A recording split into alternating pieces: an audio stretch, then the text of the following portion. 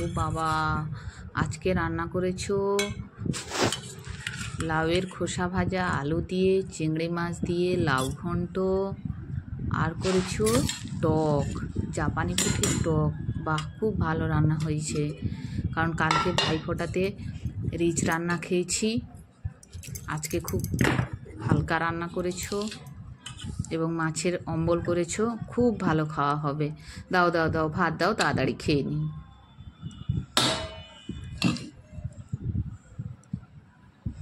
আর half চামচ দাও, বেশি লাগবে না, আর হাফ চামচ দিলেই হবে। আমি আবার বেশি ভাত খেতে পারি না। হ্যাঁ, এই খোসা ভাজাটাই দাও। আলু দিয়ে লাউয়ের খোসা ভাজা করেছো, এটা খেতে আমার খুব ভালো লাগে।